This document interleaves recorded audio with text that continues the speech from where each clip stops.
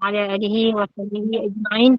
رب اشرح لي صدري ويسر لي أمري واحلل عقدة من لساني يفقه قولي. رب يسير عليك يسير وتمم بالخير. Assalamualaikum warahmatullahi wabarakatuh. Ahlan wa sahlan yang berbahagia Al-Fadhil Ustaz Khair Fahmi bin Muhammad Anwar kerana sudi bersama-sama dengan Gemerul Iman dalam kuliah maghrib hari ini dengan kitab Begitu Rupanya Kisah Nabi Adam, juga bersama-sama yang dikasihi para pencinta ilmu, sahabat-sahabat yang dirahmati oleh Allah Subhanahu Wa Taala. Terima kasih kepada tim pengurusan Gemerul Iman yang dipimpin oleh pengerusi Hajar Husniati binti Mansur. Jadi bagi memberkati kuliah kita pada malam ini, mari sama-sama kita membacakan umul kitab yang akan dipimpin oleh Al-Fadhil Ustaz untuk kita hadiahkan kepada baginda Rasulullah sallallahu alaihi wasallam, ahli keluarga baginda, para sahabat, para sadiqin, para syuhada, alim ulama, guru-guru kita, ahli keluarga kita, serta muslimin dan muslimat sama ada yang masih hidup ataupun yang telah kembali ke rahmatullah. Isiril Fatihah. أعوذ بالله من الشيطان الرجيم. بسم الله الرحمن الرحيم. الحمد لله رب العالمين الرحمن الرحيم مالك يوم الدين إياك نعبد وإياك نستعين اهدنا الصراط المستقيم صراط الذين أنعمت عليهم غير المغضوب عليهم ولا الضالين.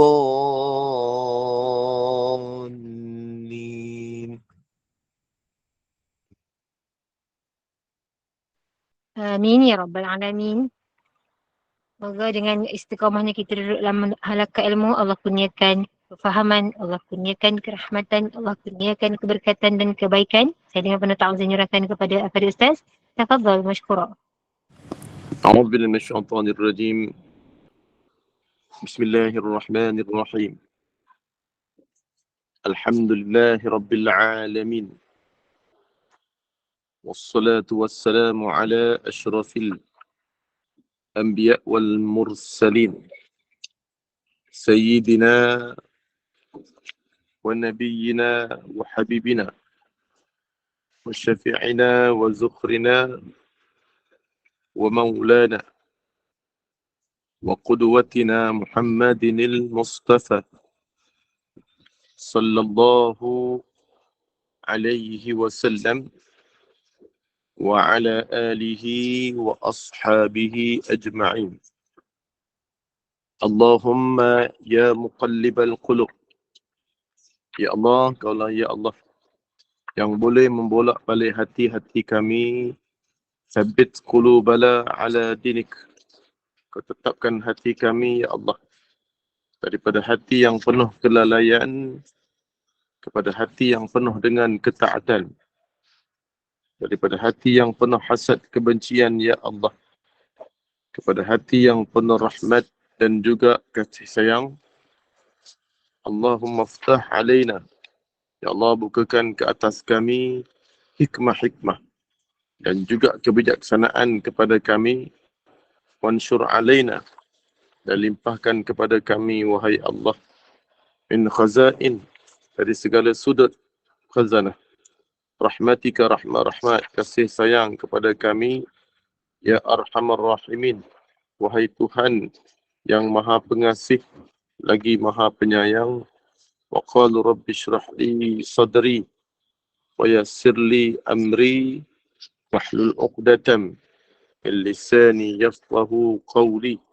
Wa sallallahu ala sayyidina Muhammad wa ala alihi wa sahbihi wa sallam. Walhamdulillahi rabbil alamin. Wa ba'd. Assalamualaikum warahmatullahi wabarakatuh. Alhamdulillah, summa alhamdulillah, summa alhamdulillah.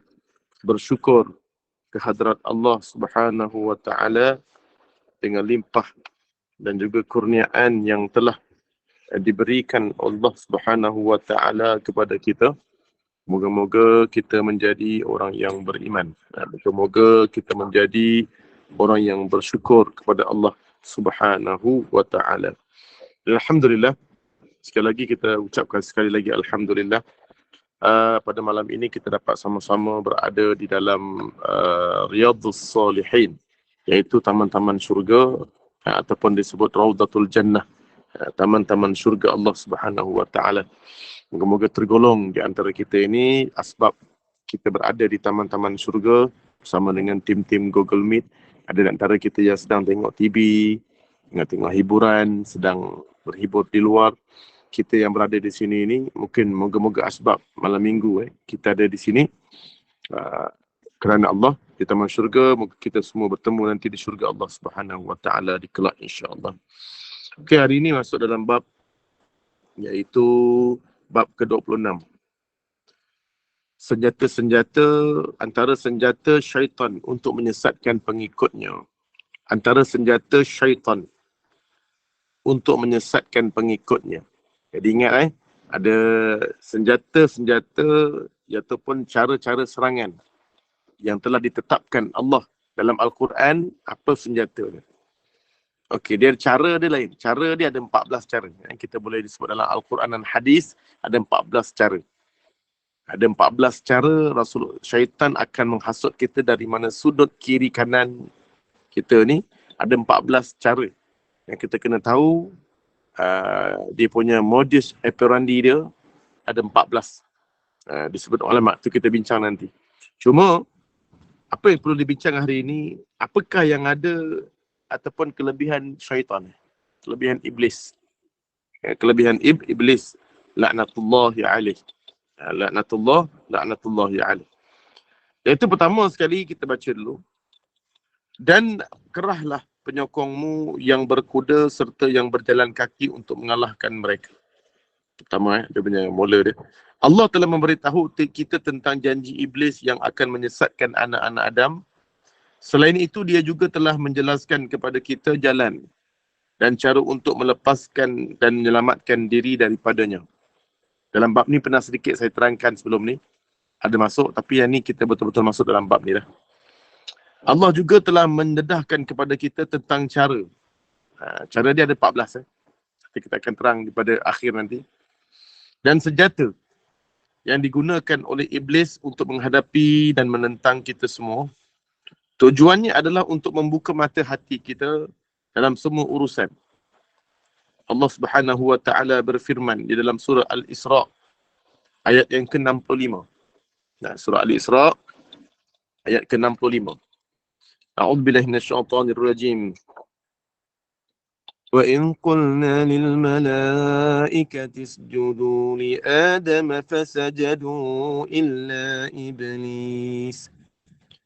فسجدوا إلا إبليس قال أأسجد لمن خلقت طينا قال أرأيتك هذا الذي كرمت علي لئن أخرتني إلى يوم القيامة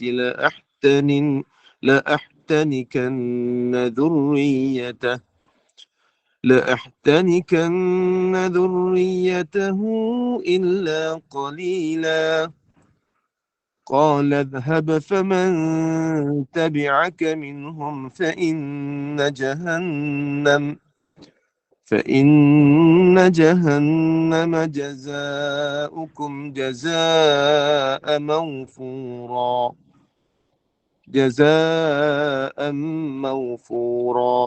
Minta maaf saya berapa malam kat luar dia tak nampak Quran. Baca boleh. A'udzubillahi واستفزز من استطعت منهم بصوتك وأجلب عليهم بخيلك ورجلك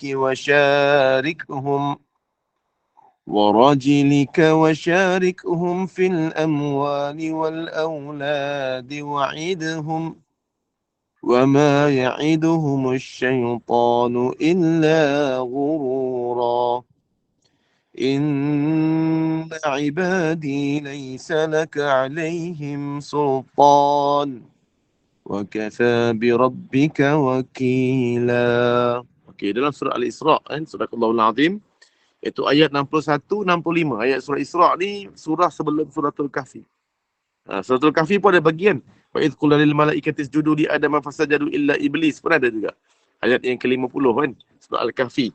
Tapi kali ini dikata ayat yang sama, wa idh qulna lil malaikati isjudu li adama fasajadu, dan surah Al-Baqarah pun ada. Tapi dalam surah Isra ni dikata, dan ingatlah peristiwa kami telah berfirman kepada malaikat, ini sama je. Iaitu sujudlah kamu kepada Adam. Maka mereka pun semua sujud. Penduduk-penduduk langit ni sujud kepada Adam, melainkan iblis. Ni sama. Cuma beza dia berkata, illa iblis qala asjudu liman khalaqta tatina. Dia kata, patutkah aku sujud kepada makhluk yang engkau jadikan daripada tanah yang diadun. Maksudnya aku layak ke sujud pada Adam ni? Sedangkan dia ni tanah yang diadun, dicampur aduk masuk jadi manusia. Adakah dia ni layak? Jadi dia layak untuk aku sujud. Okey. Cuma kat sini Allah suruh kita hati-hati dengan 3 perkara. Berhati-hati dengan 3 perkara. Ingat Okey. Perhati dengan 3 perkara tu. Yang pertama, wastafziz man istata'ta minhum bisautik. Yang pertama sekali disuruh kita berhati-hati dengan pujuk rayu. Sebab iblis ni sifat dia apa? Wastafziz man istata'ta minhum bisautik. Itu nanti dulu lah kita masuk Kita dulu iblis mengawal dulu. Iblis ni dia punya kelebihan dia dapat mengawal dan menyesatkan pengikutnya. Menyesatkan pengikutnya. Dalam ayat Quran dikata la ahtanikanna dzurriyyatahu illa qalila. Tentulah aku akan menyesatkan zuriat keturunan Adam kecuali sedikit di antaranya. Kata kerja ahtanika diambil dari perkataan al-hanaka yang merupakan bahagian dagu paling bawah, ataupun disebut hanakun ni adalah langit-langit. Kenapa la ahtanikanna zurriyatahu? Dia kata tentulah aku akan menyesatkan zuriat keturunannya. Tapi kenapa disebut la ahtanikanna? Iaitu langit-langit ni. Sebab tu dia panggil tahnik. Saya pernah dengar nama tahnik. Tahnik. Kita kan belah mulut. Dalam kalau orang Melayu panggil belah mulut. Budak-budak baru lahir, dia ambil korma, dia lembutkan korma tu, kemudian disapu di langit-langit. Dia ambil jari, dia sapu dekat langit-langit dah. Gitu. Itu maknanya tahnik. Itu sunnah Nabi sallallahu alaihi wasallam. Okey. Tadi kenapa? Apa kena mengenanya langit-langit dengan ayat yang tentulah aku akan menyesatkan zuriat keturunannya itu menggunakan perkataan langit-langit? Kerana dikata perkataan dia kata bahawa hankun juga boleh dimaknakan tali yang diikat pada mulut binatang tunggangan. Hankun juga bukan langit-langit, malah tali kalau kita nak ikat binatang ni, kita kena ikat kat mulut dia. Begitulah namanya hankun juga. Hanaku juga di sini boleh dipilih. Sengaja dipilih oleh Allah kerana kata kerja ahtanikanna zurriyatahu melakarkan gambaran yang hebat dan meninggalkan kesan yang mendalam. Maksudnya dia ada satu benda. Kenapa kita sebut langit-langit? Sesungguhnya iblis memancing manusia melalui kuncu-kuncunya dengan menggunakan tali tersebut. Dia akan ikat di dalam, maksudnya sampai ke dalam langit-langit. Dia seolah-olah nak sebut bahawa diikat kita ni bukan luaran, tapi sampai ke dalam langit-langit. Dalam langit seolah-olah dia menarik tali pengikat pada dagu manusia lalu menariknya. Kemudian iblis duduk di bahagian belakang si malang itu, iaitu manusia malang itu, yang hanya berserah dan patuh kepadanya. Dia pada ketika itu ibarat seekor binatang tunggangan yang diletakkan tali pengikat di mulutnya. Lalu penunggangnya akan memandu ke mana-mana sahaja dalam keadaan dia hanya menurut apa sahaja yang disuruh. Okey. Kenapa Nabi Allah sebut dalam keadaan la ahtanikanna? Aku akan melangit-langitkan. Gitulah mulut-mulut mereka, mengikat langit-langit mereka. Sebab dalam bahasa Arab disebut binatang yang diikat. Maksudnya macam kuda, macam anjing yang diikat mulutnya itu, disebut sebagai hanaku.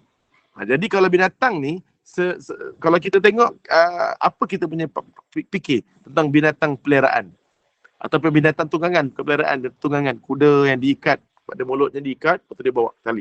Dia akan mengikut saja apa yang tuannya nak pergi. Dia ni keldai. Tuan nak pergi mana, dia ikut. Begitulah. Kita ni, syaitan cakap akan menjadi sebagai tunggangan dia. Kita akan jadi tunggangan dia. Mana yang dia nak, jadi kita ni ikut hawa nafsu. Walaupun dah umur 40 tahun, 50 tahun, maki. Tak pandai cakap baik. Masih lagi tak boleh berterima kasih. Walau apa pun yang terjadi, kita jadi orang yang ikut syaitan. Ikut syaitan. Jadi ikut dia apa? Sebab tu Nabi SAW, apa saja perkara yang boleh menyebabkan ikut syaitan, dia tak nak buat.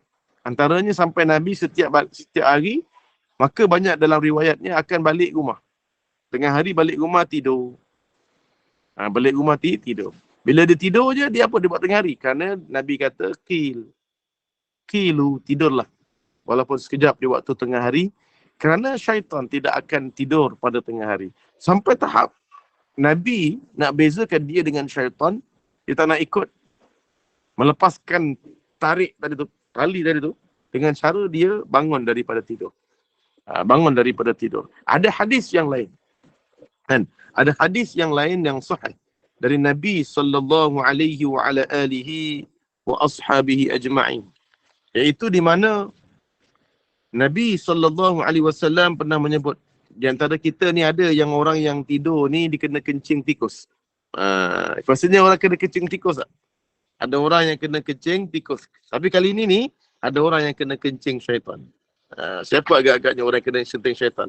Siapa di antara kita yang selalu kena kencing syaitan? Kena kencing syaitan. Dia ada hadis ni, saya lupa. Ada. Okey.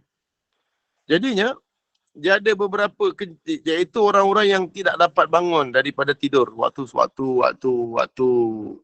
subuh. Dia ada hadis panjang tu, kita akan bincang nantilah. Cuma nak sebut bahawa dia akan, bila dia ni kena kencing dengan syaitan. Dia kena kencing syaitan. Maka ketika tu dia ada satu hadis lagi dah tentang syaitan ni. Saya nak cari sekejap lagi, saya belum masuk bab ni.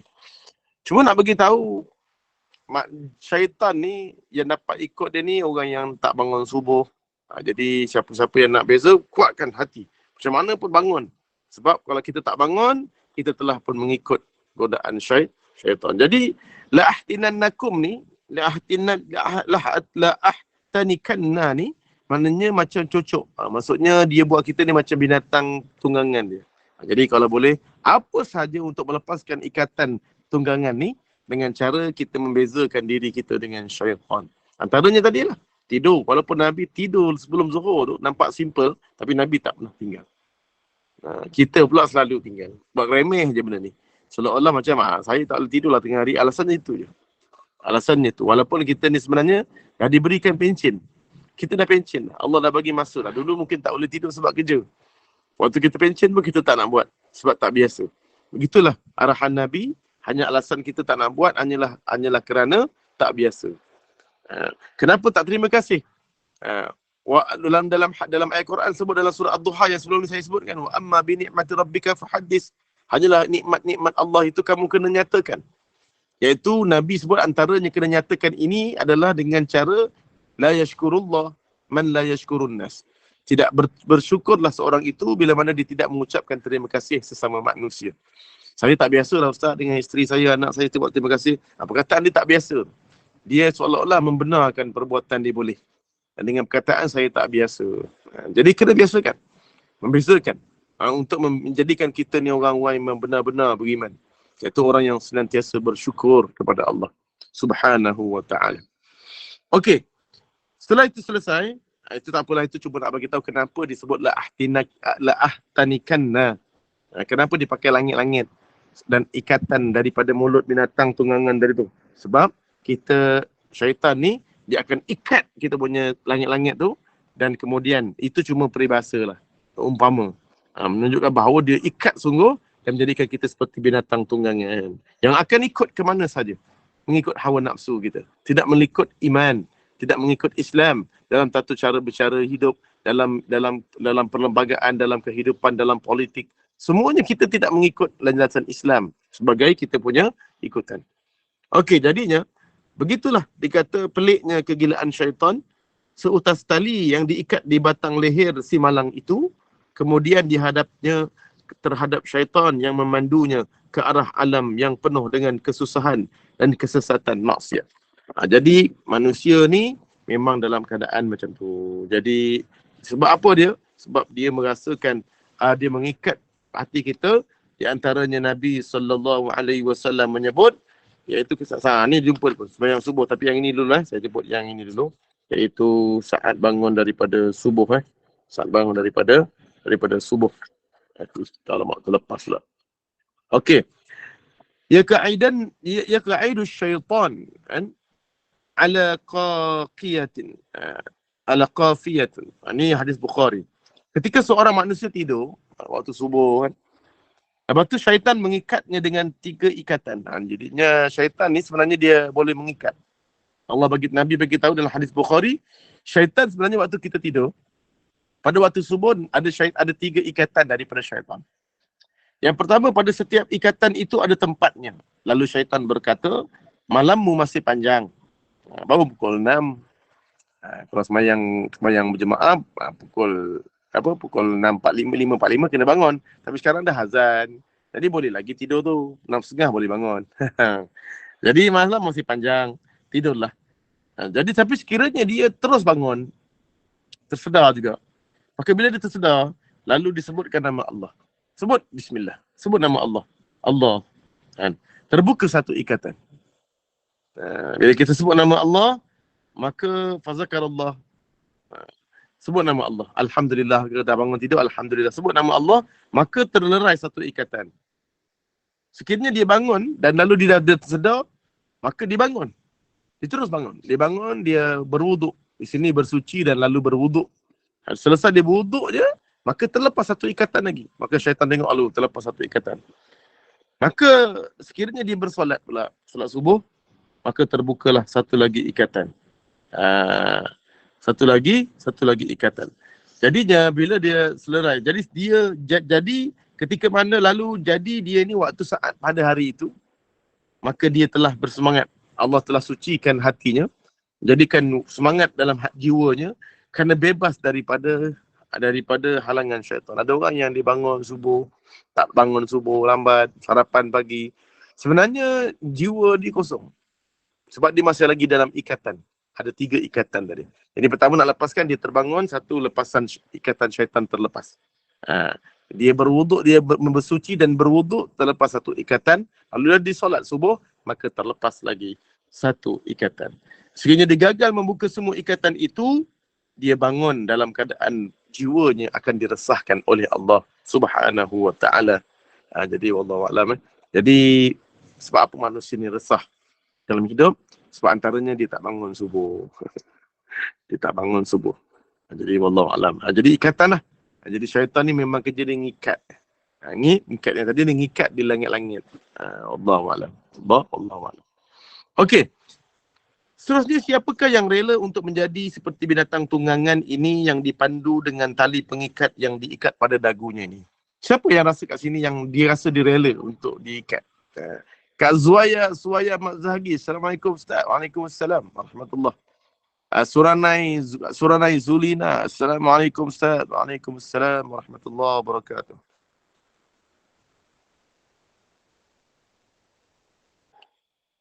Hajjah. Hajjah. Gak Halijah Said. Assalamualaikum Ustaz. Waalaikumsalam warahmatullahi wabarakatuh. Kak Normawati, Mak Teh, Zakaria. Mak Teh, Assalamualaikum Ustaz. Waalaikumsalam warahmatullahi. Okey, insyaAllah.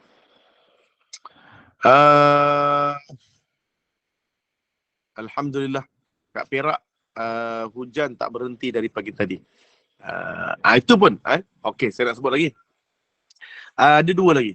Yang wa amma bi ni'mati rabbika fahaddis tu ada juga pandangan dari para ada juga ditafsirkan adapun nikmat Allah tu kena ucapkan, kena nyatakan dengan ucapan apa dia?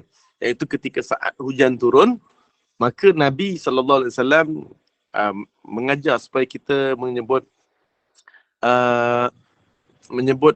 hadhihi rahmatullah.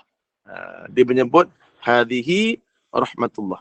Itu di antara sebutan yang diajar oleh baginda Nabi sallallahu alaihi wasallam. Ya. Jadi hadhihi rahmatullah wada'aha Allah. Wada'aha Allah. Okey, boleh faham? Kalau kita nampak kalau hujan je, dah ada hujan yang turun, maka terus kita menyebut hadhihi rahmatullah. Wada'aha Allah. Ini Kalau adalah berdoa rahmat. kan, Apa? selalu, Okey. selalu berdoa. Selalunya Ini kalau hujan berdoa, berdoa. bila Allahumma sayyiban nafi'an. Betul. Okey, dia satu lagi hujan. Satu lagi dia sebut hujan. Satu lagi disebut tentang ini hujan tu lain. Hujan tu dalam keadaan yang lain. Cuma yang ini ni disebut ketika Nabi SAW nak diturunkan surah Al-Waqi'ah. Manusia dia ini orang yang di apa pun kata tadi, manusia ni bila dia hujan turun ada dua golongan, iaitu melihat dengan mata hati dan juga mata kepala, mata hatilah. Ada yang melihat dengan apa, saya hantar kejap dekat siapa yang sini, Kak Intan. Kak Intan ada Kak Intan. Saya hantar, boleh postkan dekat ni tak? Ni saya dah baca tu. Okey. Dia ada dua. Okey. Okey. Boleh nanti post saya hantar dalam WhatsApp. Okey.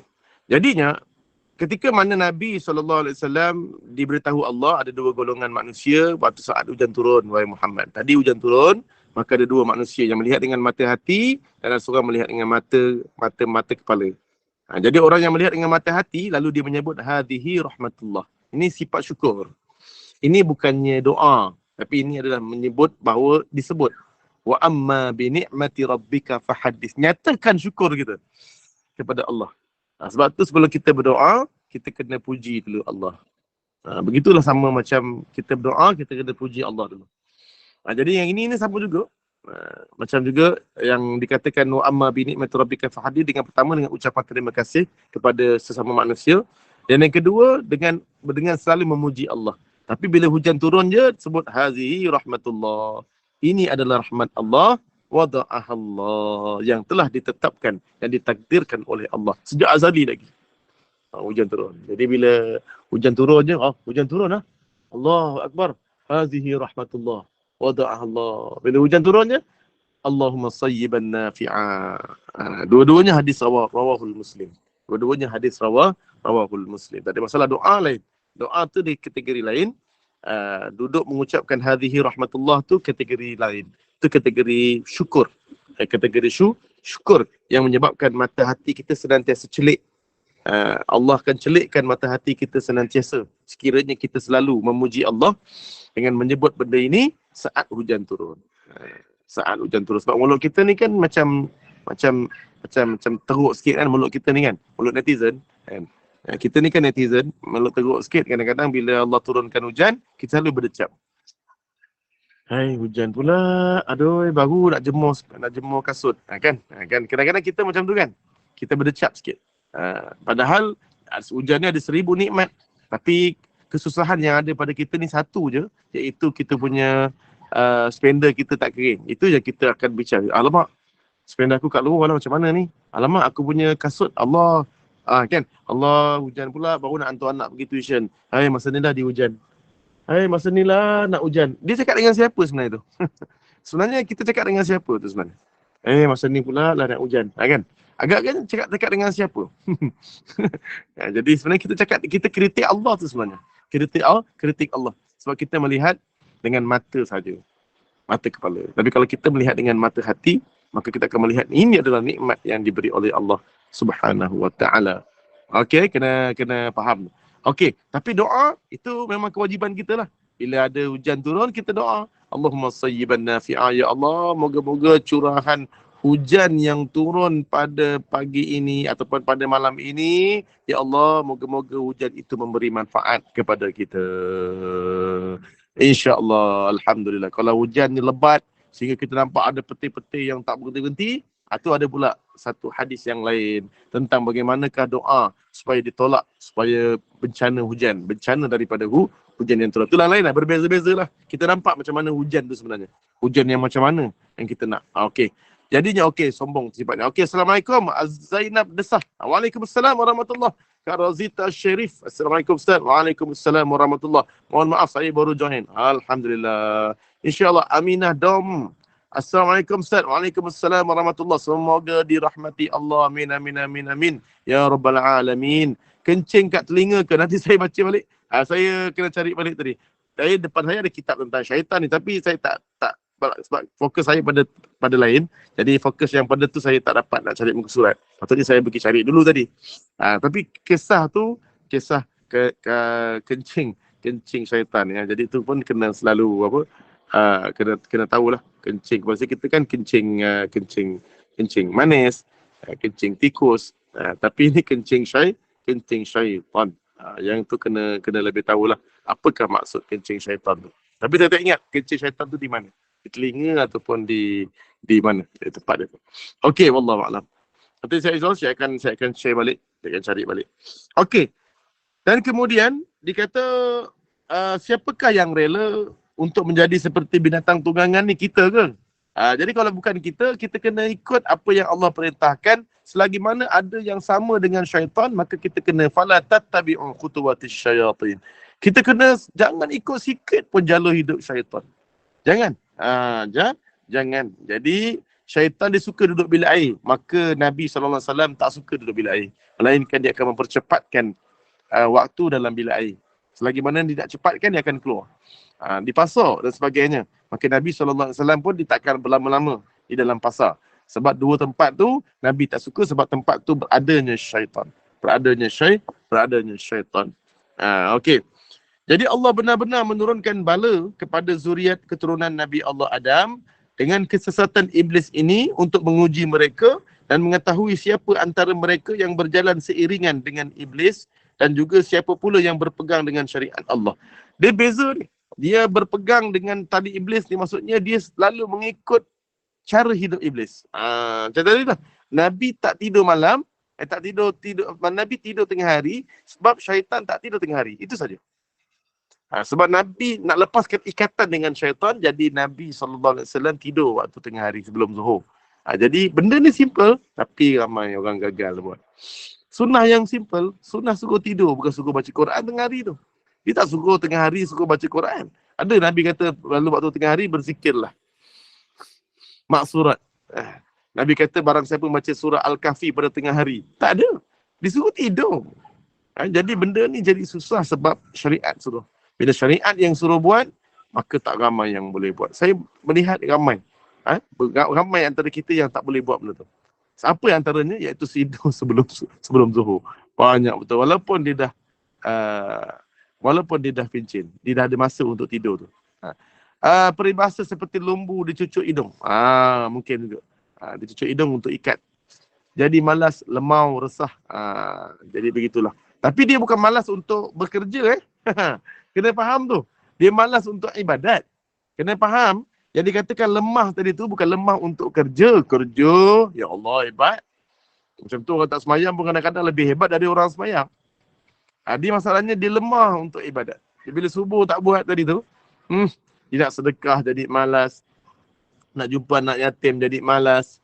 Nak berzikir jadi malas. Nak apa-apa saja benda yang baik, nak baca Quran jadi malas. Seharian tu dia akan malas saja. Tapi dalam bab dunia dia tidak.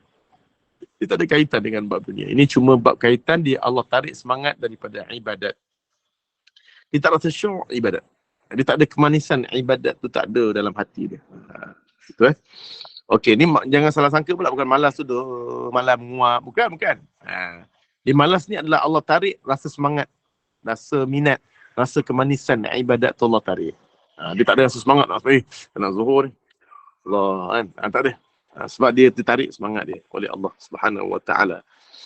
Sesungguhnya Allah juga telah menerangkan kepada manusia jalan yang lurus. Saya baca je memberikan hujah, memimpin mereka menuju ke syurga dan mencapai keredaannya.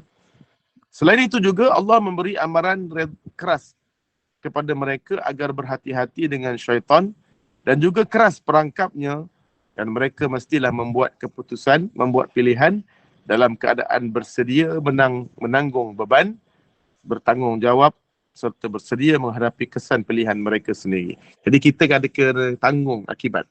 Kita ni sebenarnya ikut siapa? Ikut jalan syaitan ataupun ikut sunnah Nabi sallallahu alaihi wasallam. Contoh yang simple. Ada 3 tips untuk sebenarnya ada 4 tips macam saya pernah sebut sebelum ni, iaitu makan saja. Pertama sekali Nabi suruh kita makan baca bismillah. Banyak hadis yang bila tak makan dengan bismillah maka syaitan akan turut sama. Syaitan ni takkan baca bismillah waktu makan. Dia takkan baca bismillah ketika makan. Itu syaitan. Jadi bila kita tak baca bismillah, maka Allah benarkan syaitan untuk menduduki makanan kita. Jadi makanan kita akan, bila syaitan masuk campur, maka akan hilang barakah. Yang kedua, kenapa untuk dapatkan baca bismillah ni untuk apa? Untuk menjaga ketulinan, keberkatan makanan. Okey. Kemudian Nabi SAW dalam hadis Muslim kata barang siapa yang di saat akhir makannya, dah habis selesai makan, la yarda, maka pasti akan diredai Allah. Maksudnya dia nak cari redha Allah, mendapat redha Allah. Yang mana di selesai makan diucapkan alhamdulillah. Jadi selesai makan, kita kena ucap alhamdulillah. Untuk apa dia? Untuk memastikan kita ni, makanan kita Allah redha. Jadi para ulama kata di sinilah fokusnya, klimaksnya dalam satu ibadat makan itu menjadi sebuah ibadat. Bila mana kita makan, selesai tutup dengan membaca bismillah, maka di situlah redha Allah datang. Bila redha Allah datang, maka itulah namanya ibadat. Apa makna ibadat?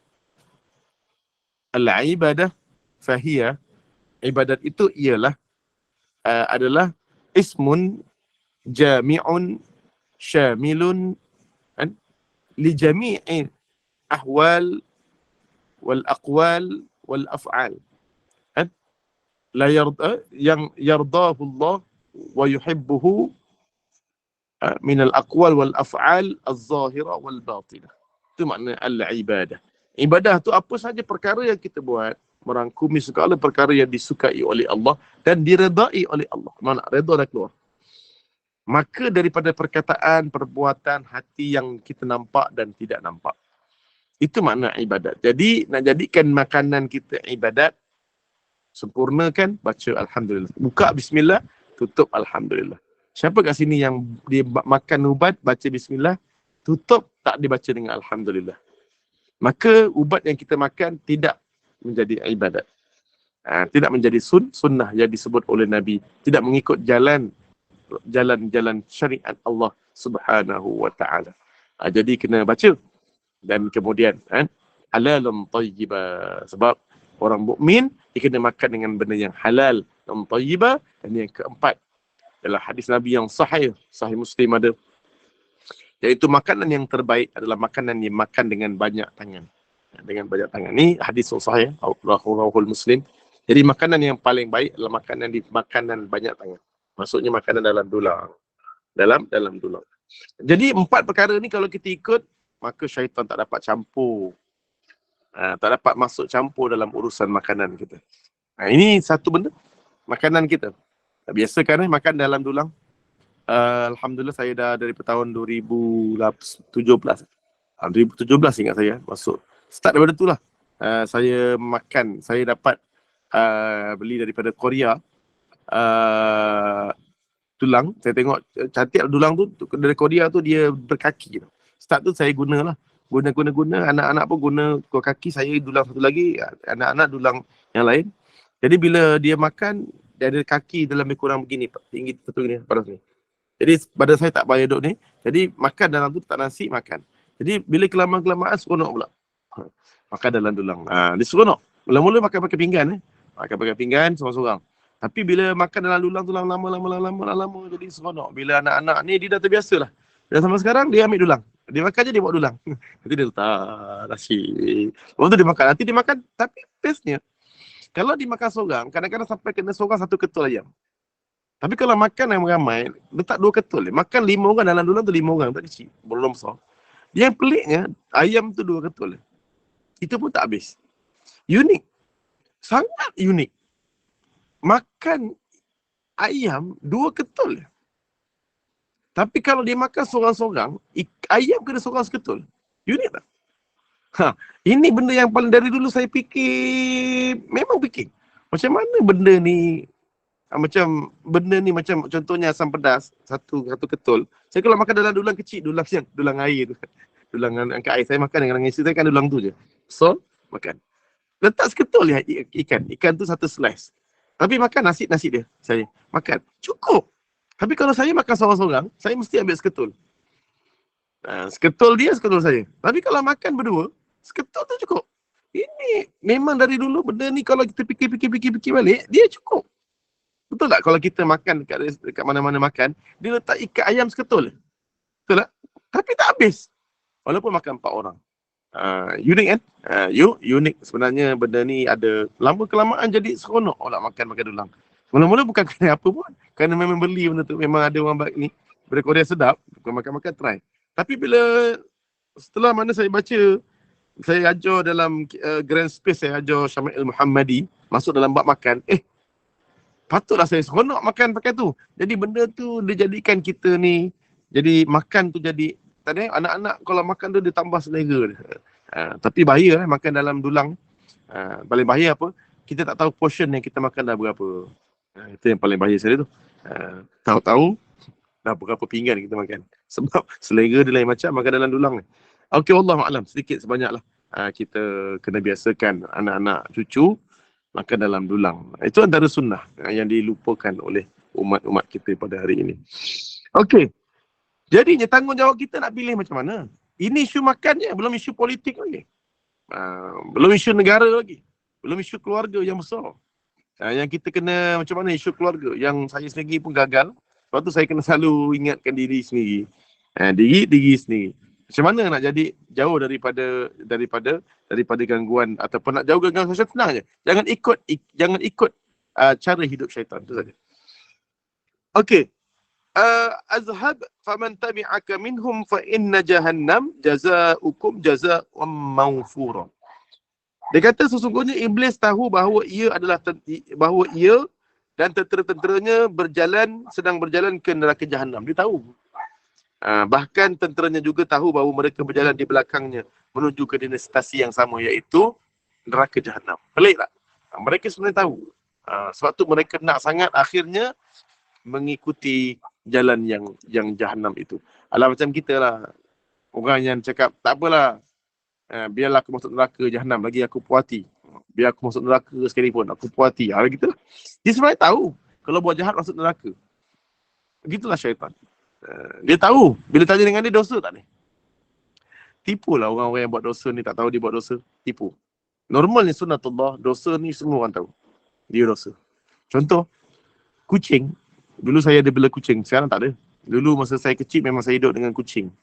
Mak saya suka bela kucing. Jadi kucing kat rumah, kampung memanglah ada kucing kan. Memanglah ada kucing. Jadi, bila kucing ni, dia satu perangai. Bila dia makan, kan, dia makan nasi, kita letak makan nasi, kita bagi ayam letak dalam pinggan kan, lepas tu letak kat luar kan, luar rumah. Kita pun nak pergi masjid ke mana nak keluar, ada kucing tengah makan kan. Bila kita keluar buka pintu, kucing tu tak lari pun. Dia makan macam biasa je. Sebab apa dia makan? Sebab biasa, sebab memang mak saya bagi. Tapi kalau saya masuk dapur malam-malam, tiba-tiba dia tengah dia ambil ikan dekat dalam tudung saji. Di selongkar tudung saji, dia ambil ikan. Lepas tu dia makan.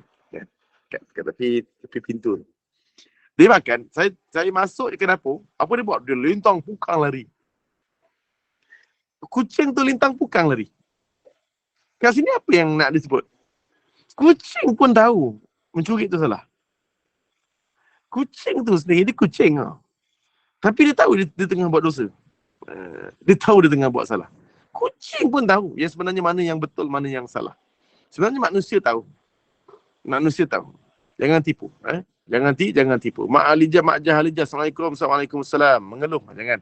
Dengan Allah mata hati cakap alhamdulillah hujan turun sejuk dunia ni. Assalamualaikum Ustaz. Tapi kena selalu cakap dengan mulut. Okey, kena kencing. Qailulah. Ada qailulah. Betul. Okey. Sebenarnya apa sebut tadi? Allahu Akbar, Allahumma salli ala Muhammad wa ala ali Muhammad. Kucing tadi. Maksudnya dia tahu dia salah sebenarnya.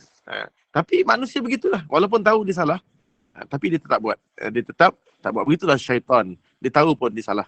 Tapi dia tetap akan melakukan maksiat tersebut. Sebab dia dah terlepas buat. Seronok buat. Dia tak rasa bahawa kesilapan yang dibuat tu. Cuma dia tahu sebenarnya. Macam contohnya, saya ada dengan kadang-kadang family, kan? Family, kan? Mungkin di bahagian menantu, tua, sebagainya. Kan ada waktu yang kita bercampur dengan family ni kan macam-macam kan. Sepupu sepapat kita, bukan adik-beradik kita.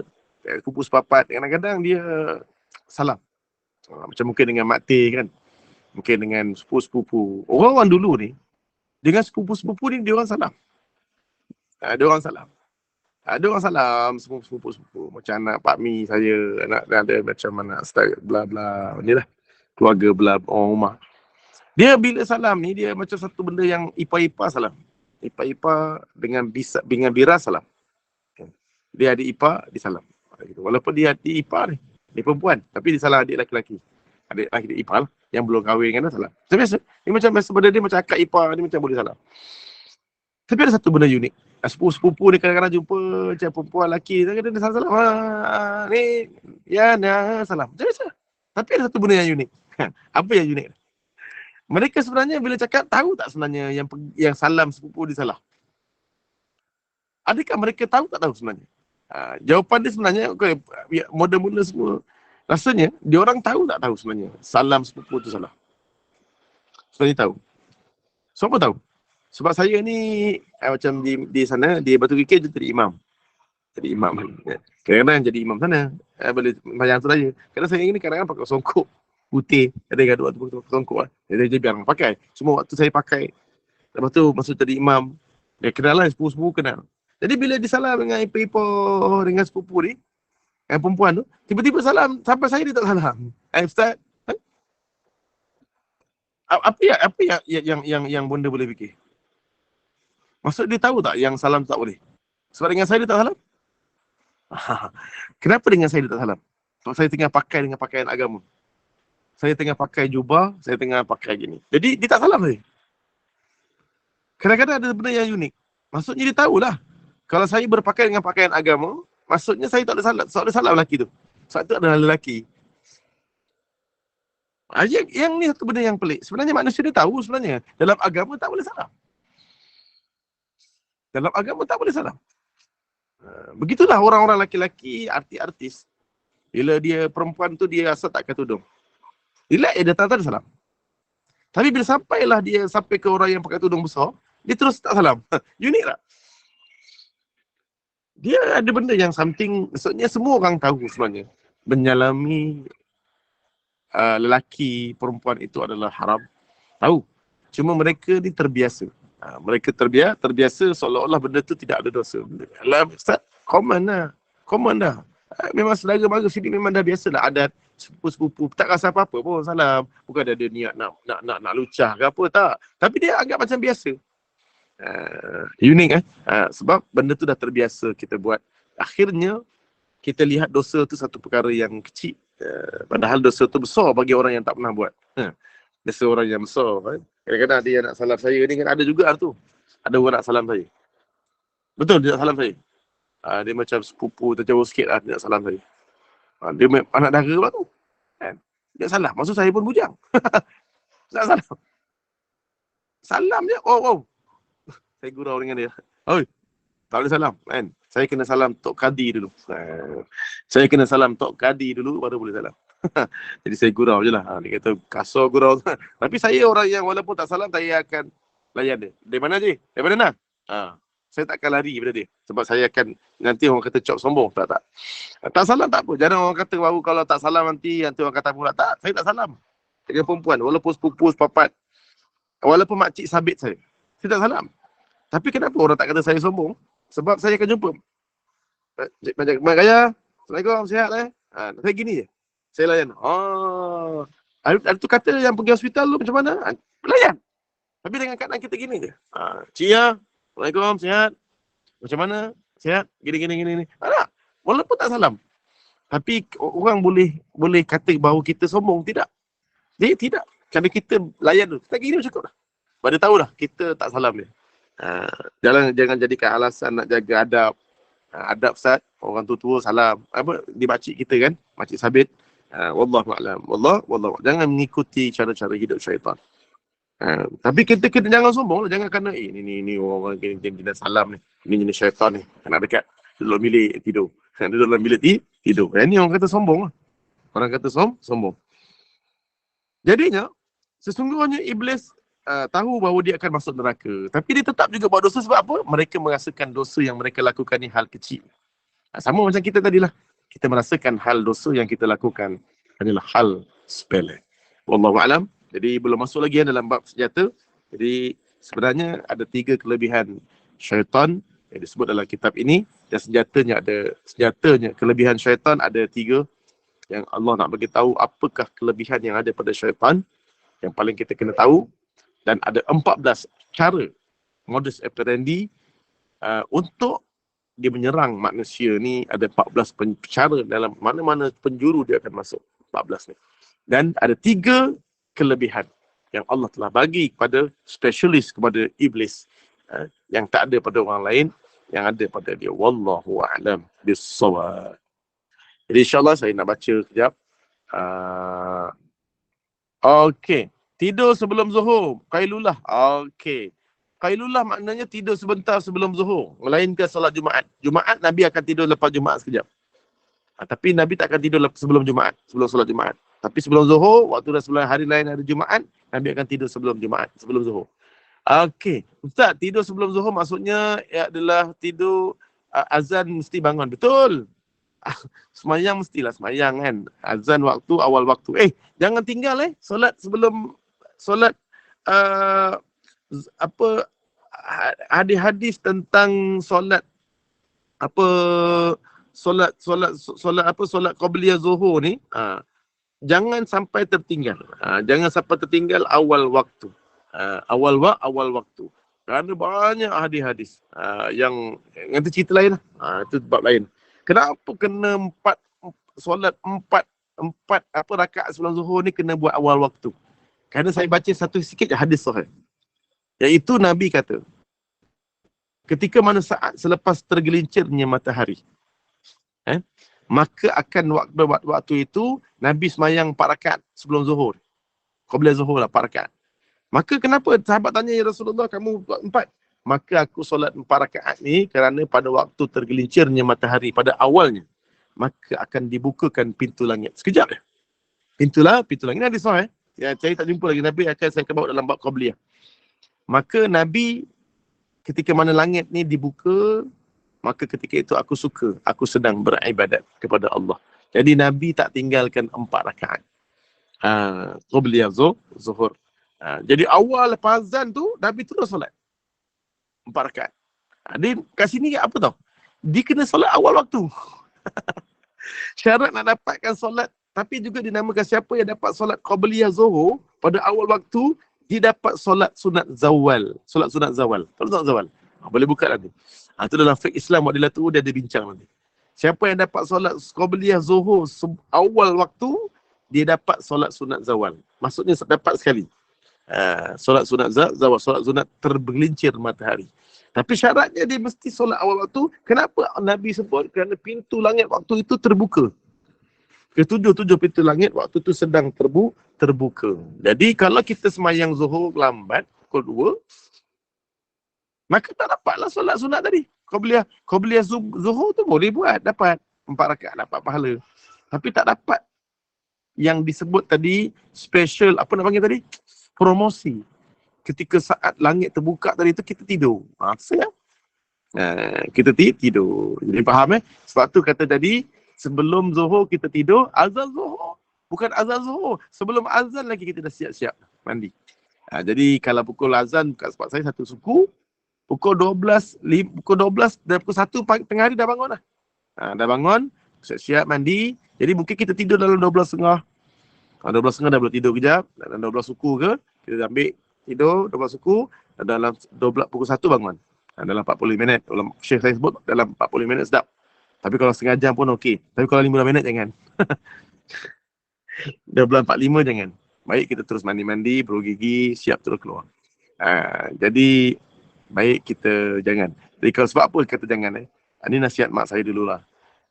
Saya pernah pergi Kelantan balik daripada Kelantan tau. Saya ingat lagi, ni memang kisah benar. Saya pun masa tu lepas PM lah.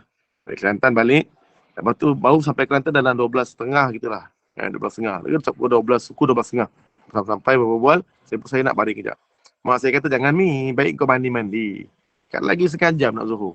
Baik kau mandi, kau siap-siap mandi, kau kemah-kemah beg tadi kau bawa, mandi, kencing mandi, lepas tu masa pun saya silap lagi 10 minit nak Zuhur. Tunggu kejap, kan? Mata tu rabat-rabat pun tunggu kejap, lepas tu sembahyang Zuhur. Saya ni masa tu cakap apa tau? Sunnah kan? Kailulah. Saya ingat saya. Masa tu budak-budak SPM, lepas SPM. Jadi, kita baca hadis dari segi akal. Tapi orang tua ni baca hadis dari segi hikmah. Hikmah. Dia nampak keseluruhan. Jadi bila saya baca tu, pengalaman dia lah. Jadi saya pun tidur lah. Tidur, pukul 12, 4.30 tu tidur lah. Saya tidur. Lepas tu, tengah tidur tu azan. Allahu Akbar, Allahu Akbar. Saya dengar. Saya bangun. Saya bangun lah. Sebab mak saya pun cakap saya bangun lah. Mak saya dulu selarap, jadi bila bangun cepat. Azan. Tapi yang unik, yang paling hebat, mata saya segar waktu tu. Segar sungguh. Mata segar betul lah. Jadi saya pun dapat ini sunnah ni. Patutlah sunnah ni. Tidur. Bang azan bangun segar. Lepas tu saya bangun. Lepas tu saya masa nak bangun tu, mak saya pun ternampak saya. Segar mata? Segar mak. Memang segar lah. Sebab solat asar. Tu azan azan asar ke bangun. Rupa-rupanya azan yang saya dengar tu adalah azan asar, bukan azan Zuhur. Ini saya ingat lagi sama sekali. Azan yang saya bangun tu rupa-rupanya azan asar. Bukan azan Zuhur. Itu yang mak saya kata. Itu bukan qailulah. Itu qalu inna lillah. Saya punya dengar. Saya bukannya sedih, saya ketawa. Saya ketawa. Itulah orang panggil, sebab tu saya yakin perkataan itu dipanggil menyasar. Menyasar. Tidur sebelum Zuhur, bangun lepas asar. Ini namanya menyasar. Tidur sebelum Zuhur, bangun azan asar. Ini dia panggil menyasar. Menyasar. Okey, Allahu a'lam. Tapi memang tapi jangan Tapi kalau maksudnya orang tua ni dia lebih tahu. Sebenarnya kita punya iman tak berapa tinggi. Jadi berapa iman tak berapa tinggi tu. Lagi 15 minit nak azan tu. Baiklah kau jangan tidur. Baik kau jangan tidur, baik kau tunggu mata kau rabak pun tak apalah, kau semayang dulu. Semayang dulu. Tapi kalau kita rasa iman kita tinggi, 12 suku tu boleh tidur. Dan nak dekat sangat, saya biasa tak tidur. Saya tidur lepas tu. Main Zuhur dulu, saya baru tidur. Sebab rugi tak dapat awal waktu tadi tu. Kalau tidur pukul 2 bangun. Rugi tak dapat awal waktu tu. Awal waktu tu. Nanti saya akan cari lupa hadis tu. Saya ada satu buku memang untuk qabliyah subuh, qabliyah zuhur saja. Untuk solat apa tu panggil tadi, tatawwu. Ataupun solat sebelum dan solat ba'diyah. Wallahu a'lam. Menyasar tidur sebelum zuhur, bangun selepas asar. Okey, betul Ustaz. Kita tak salam tapi tegur. Apa tu maksudnya? Ayat saya salah tadi. Betul. Betul. Kita bila tak salam tapi kita kena tegur. Jangan tak tegur. Nanti orang kata sombong pula. Mentang-mentang kita ni yang baru pakai niqab, kita baru pakai tudung besar. Nampak orang yang tak pakai tudung ni, kita jangan jauh daripada dia. Dakwah. Kita dekat dengan dia, dengan akhlak. Dan akhlak kita jadi baik. Sebab bila bila macam tu, anak-anak saya ni, dia pakai tudung. Sampai kadang-kadang abang saya ni, abang ipar lah.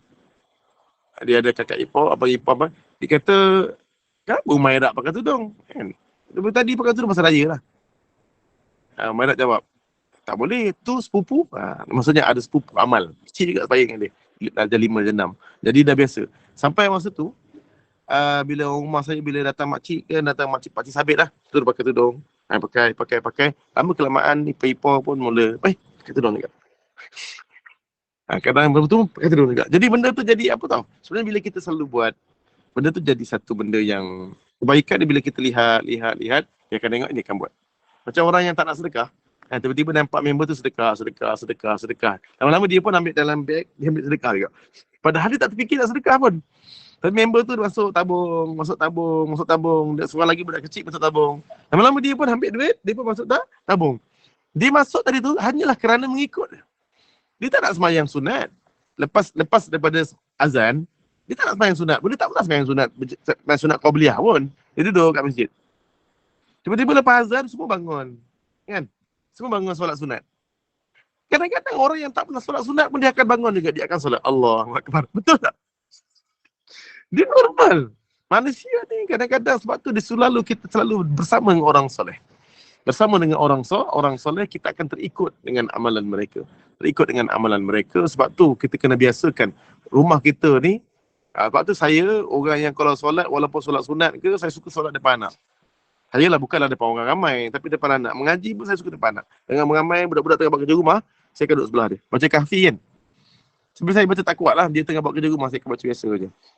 Alhamdulillahilladzi anzala ala abdihi. Saya suka baca Quran. Walaupun tak banyak lah baca Quran. Bodoh-bodoh lagi banyak baca Quran. Tapi waktu saya baca Quran tu, saya mesti depan anak. Bukan nak menunjuk. Sebab takut-takut kita ni selalu pegang handphone dengan depan anak. Depan handphone. Selalu pegang handphone depan anak. Tapi jarang pegang Quran depan anak. Jadikan benda ni jadi takut pula. Kan? Jadi takut pula. Sebab anak-anak terbiasa tidak melihat ibadat dalam hidup dia. Tidak terbiasa melihat kebaikan dalam hidup dia. Yang dia nampak cuma kita melihat pegang handphone, main game, tengok TV. Bila semayang je duduk dalam bilik. Patutnya kalau boleh, kalau nak main game ke bagi lelaki, tengok Facebook ke, dan nak tidur tu bukalah. Sekejap dalam bilik tu bukalah handphone. Saya memang nak menjaga, sebab tu kat rumah saya dah 11. Saya cuba, dapatlah Alhamdulillah berjaya. Dah 11 tahun, masuk 12 tahun. Di rumah saya tak ada televisyen. Sebab saya nak, bukan nak didik diri saya. Didik anak-anak. Saya takut sebenarnya zaman yang penuh dengan fitnah ni, saya amat bimbang anak-anak. Bukan saya lah. Saya memang gitulah perangainya. Memang tak boleh nak ubah. Tapi anak-anak. Sebab saya memang dah biasa dengan keluarga yang tak pernah tengok TV dari kecil. Jadi tak biasa lah. Dah biasa tak tengok TV pun tak apa. Dah biasa tak tengok radio kat kereta pun tak apa. Tapi anak-anak ni kadang-kadang geram. Dia kalau jalan je, Asna, ambilkan barang kejap. Nanti jalan dia gini. Jangan dia. Budak-budak, Masya Allah, TikTok tau. Jangan main-main. Jangan main-main dengan TikTok. Peranan mereka besar. Mana? Asna, ambilkan barang cik. Okay guys. Allah, geramnya aku. Boleh pula dia jawab, okay guys. Dia kata. Dia punya pengaruh TikTok tu sangat kuat. Sangat kuat. Jadi, saya hidup zaman ni. Atuk-atuk mungkin tak hidup zaman tu untuk jaga anak. Tapi saya hidup zaman ni untuk menjaga anak-anak. So, aku betul. Saya takut sampai hari saya pantau YouTube yang dia tengok. Budak-budak tengok ni saya akan tengok balik recent. Apa dia tengok? Apa dia tengok? Jadi kadang-kadang macam masuk campur hal anak pula, tapi tak tahulah. Itu memang saya punya selalu menyangka buruk pada perbuatan anak. Okey, wallahualam. Jadi insya-Allah tu di antara yang depan kita akan masuk tiga sifat ataupun tiga kelebihan syaitan ni, dan satu lagi cara 14 cara modus operandi syaitan akan menyerang kita. Wallahualam. Okey, wallahualam. Jadi insya-Allah dah pukul 9.8 minit. Kita terus nak baca ni ke, baca Al-Muq. Kita boleh baca Al-Muq. Okey, insya-Allah. Nanti siapa-siapa yang boleh ingatkan saya balik tentang solat Zuhur tadi, dan juga apa lagi minggu depan, inilah 4 perkara ni. Jadi insya-Allah kita akan bincangkan sedikit tentang perkara tu supaya senang. Saya suka benda ni, benda simple dalam ibadat ni. Kenapa saya suka ulang-ulang Al-Muq, Al-Kahfi, Syukur? Sebab benda ni yang selalu saya tengok orang lupa. Hacam. Diam je. Nak Alhamdulillahnya. Jadi kita nak ucap Ya Rahmukallah. Ya Rahmukallah. Benda tu simple tapi tak perlu jadi satu amalan. Termasuk saya. Kadang-kadang lupa. Makan ubat, baca Bismillah. Cakap je macam saya. Sebut Alhamdulillah waktu habis makan. Tapi bila dah makan ubat, tadi aku baca tak Alhamdulillah. Terlupa. Tak ingat. Tadi aku baca tak Alhamdulillah. Waktu aku baca Bismillah, buku baca. Tutup dengan Alhamdulillah. Tadi baca tak baca. Saya pun kadang-kadang terfikir. Ya Allah, Alhamdulillah. Sebab dia dah, kita dah tegal biasa benda yang simple-simple tak buat. Jadi bila nak buat cuba, benda tu asyik tu lupa. Siapa yang lupakan kita? Syaitan. Dua kan? Dalam Quran sebut dua benda je kan? Dalam hadis. Syaitan dan dosa kita. Tidak ada yang boleh melupakan kita dalam ibadat melainkan dua je. Iaitu syaitan dan juga dosa. Dosa kita. Dua saja perkara yang boleh melupakan kita dalam ibadat. Bukan kita lupa, tak. Akal kita Allah bagi sempurna. Dalam hadis cuma dua saja. Sebab tu boleh kita dalam ibadat tak boleh sebut lupa. Tapi sebut dilupakan. Nusina. Nusi ataupun nusiya. Dilupakan. Ini larangan dalam hadis yang melarang menyebut bahawa bila terlupa ibadat, kita sebut lupa. Tapi sebutlah dilupakan. Kerana kamu telah dilupakan oleh syaitan dan dosa-dosa kamu. Jadi siapa-siapa sini yang dia nak baca Alhamdulillah tu, dia sunnah sikit dia nak buat. Tapi dia tak boleh buat. Sebenarnya dia tak boleh buat bukan pasal terlupa, tapi pasal dilupakan oleh syaitan. Dan yang kedua sebab dilupakan oleh dosa-dosa dia. Sebab dia masih lagi tidak meninggalkan dosa-dosa dia. Jadi siapa kat sini yang dia nak bangun tahajud susah, termasuk saya. Allahu Akbar. Bila tengok benda tu jadi takutlah pula. Sekarang memang nak bangun ni. Masalahnya subuh. Masa tu yang masa pukul 4 pagi tu. Tak boleh bangun. Tak boleh bangun. Ini memang sebab dosa-dosa yang telah saya lakukan. Dosa-dosa yang telah memang berat. Saya kadang-kadang bangga bila orang boleh bangun. Kadang orang rumah saya boleh bangun. Tengok bangun. Orang rumah tengah semua tahajud. Orang rumah akademik. Rumah ni akademik. Tapi dia boleh bangun tahajud. Ya Allah, kadang-kadang saya cakap je kuliah subuh lagi ni. Bangun pun kelang kabut. Nak sembahyang subuh je. Tapi orang perempuan boleh bangun. Saya respect orang perempuan. Dia boleh bangun malam, dia boleh cepat puasa sunat, dan dia boleh solat sebelum dia boleh tahajud. Dia buat rajin sangat, walaupun dia akademik. Akademik. Yang lelaki ni namanya belajar agama. Tapi nak cita-cita nak bangun tahajud tu adalah jadi cita-cita saja. Jadi akhirnya seminggu nak dapat sekali pun payah. Sebab apa? Saya tak salahkan saya sebagai lupa akal saya, tapi sebenarnya ada syaitan dan ada dosa yang berterutan yang kita lakukan. Jadi ada saja amal ibadat yang kita tak mampu buat, bukanlah kerana lupa, tapi kerana syaitan dan ibadat. Wallahu a'lam. Jadi sama-sama sebelum kita selangi al-Mulk yang kita nak baca pada malam ini, kita istighfar macam biasa. Dengan istighfar biasalah yang saya biasa baca tu, kita selangi dengan istighfar insya-Allah. Jadi kita boleh baca, kita boleh buka surah Al-Mulk. Admin boleh persediaan buka Al-Mulk insya-Allah. Astaghfirullah Rabbal Baraya, Astaghfirullah minal khataya, Astaghfirullah Rabbal Baraya, Astaghfirullah minal khataya, Rabbi zidni ilman nafi'a wa wafiqni amalan makbula wa wahab li rizqan wasi'a wa tub alayya taubatan nasuha wa tub alayya taubatan nasuha.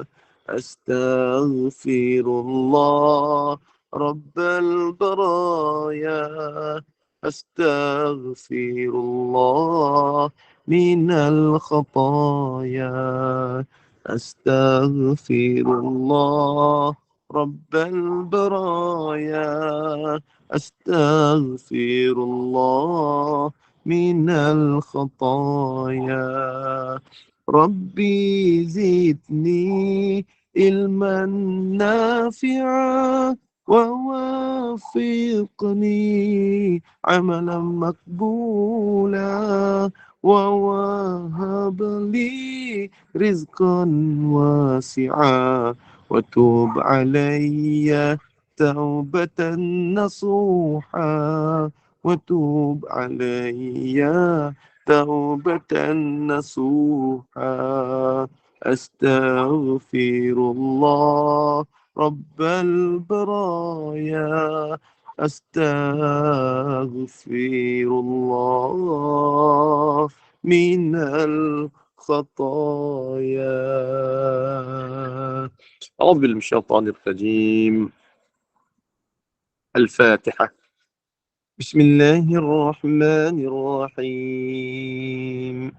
الحمد لله رب العالمين، الرحمن الرحيم، مالك يوم الدين، إياك نعبد وإياك نستعين، اهدنا الصراط المستقيم، صراط الذين أنعمت عليهم غير المغضوب عليهم ولا الضالين.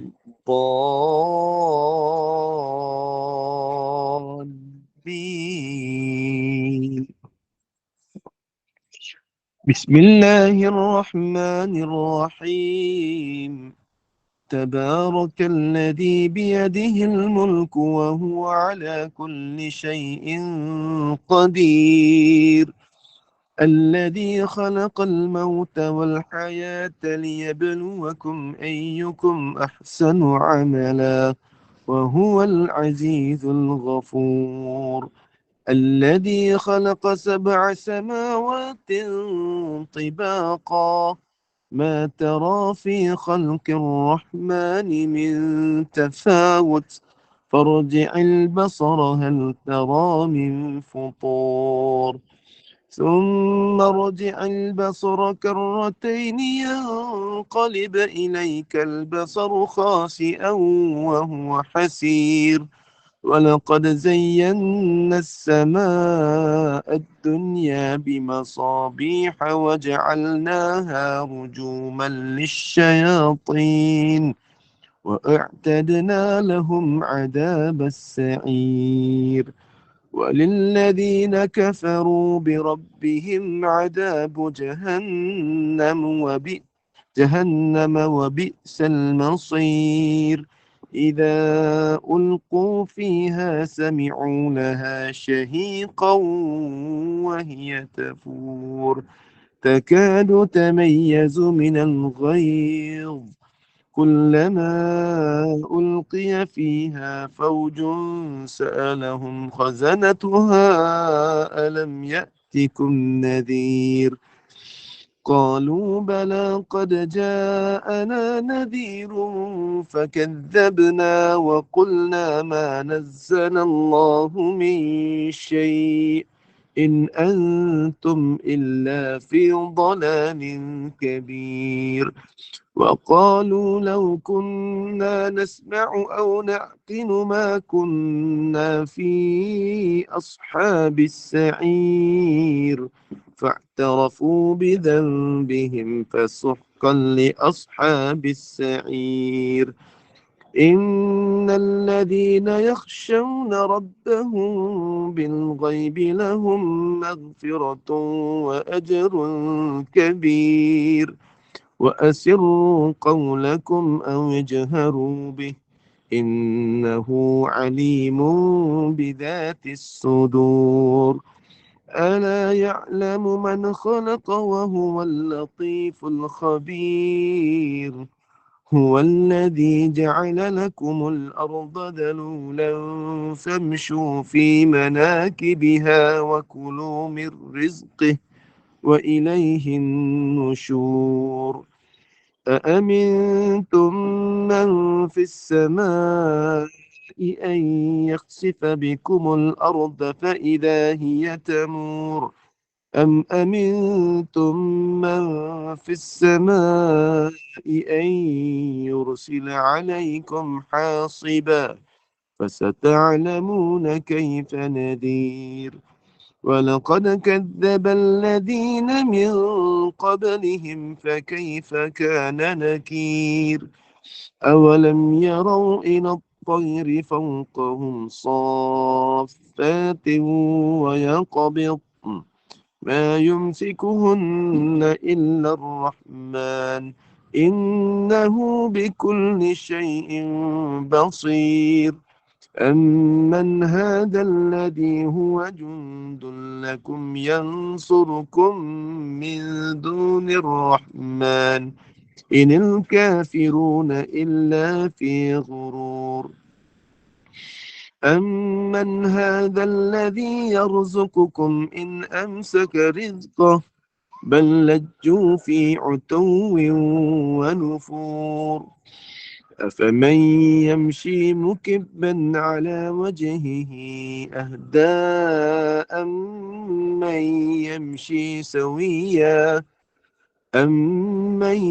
يمشي سويا على صراط مستقيم قل هو الذي أنشأكم وجعل لكم السمع والأبصار والأفئدة قليلا ما تشكرون قل هو الذي ذرأكم في الأرض وإليه تحشرون ويقولون متى هذا الوعد إن كنتم صادقين قل إنما العلم عند الله وإنما أنا نذير مبين فلما رأوه زلفة سيئت وجوه الذين كفروا وقيل هذا الذي كنتم به تدعون قل أرأيتم إن أهلكني الله ومن